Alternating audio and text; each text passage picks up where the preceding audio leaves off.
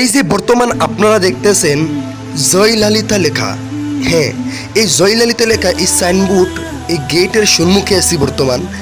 আর এটার অনেকটা একটি বড় একটি ইতিহাস আছে, আর ভিতরে কি আছে সেটাই আপনাদেরকে দেখাবো।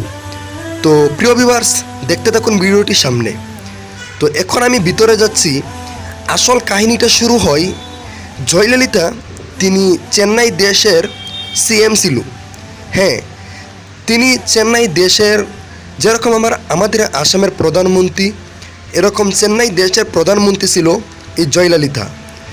তো তিনি মুসলমান আর হিন্দুদেরকে এরকমভাবে মোহাব্বত করতেন যে তিনি মরার পরে, তিনি ইন্তেকাল করার পরে হিন্দুরা চেয়েছিল যে জয়ললিতাকে পুড়বে, আর মুসলমানরা চেয়েছিল চেন্নাই দেশের মধ্যে যে না, জয়ললিতাকে পুড়তে দিতে হবে না, জয়ললিতাতে তেনাকে কবর দিব।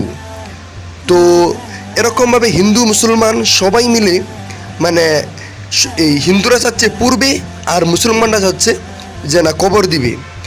তো তাই কি করলো, লাস্ট অবশেষে ফাইনাল হলো যে এটা সিদ্ধান্ত নিল যে তিনাকে পুড়তেও হবে আর কবরও দিতে হবে। আর তার জন্যই এখানে নিচে তাকে কবর দিয়ে আর উপরে আগুন জ্বালানো হয়েছিল।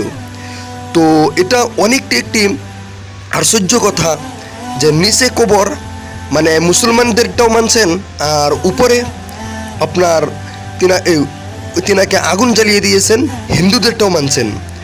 আর চেন্নাই দেশের মধ্যে আমি বর্তমান আপনাদেরকে এটাই দেখাতে আসছি।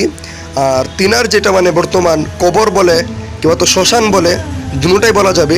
তিনার কবর এই যে আপনারা যেটা দেখছেন, এই যে ফটোটা দেখছেন, এটাই হয়েছে তিনি। অ্যাকচুয়ালি তিনি ছিল একজন হিন্দু, আর মুসলমানরা চেয়েছিল যে কবর দিব, আর হিন্দুরা চেয়েছিল যে পূর্বে, আর তার জন্যই তিনাকে দুটোটা করা হয়েছে। তো কীরকম লাগলো ভিডিওটা অবশ্যই কমেন্ট বক্সে জানাবেন, আর এই জয়ললিতাকে আপনার কেমন লাগলো অবশ্যই কমেন্ট বক্সে জানাবেন।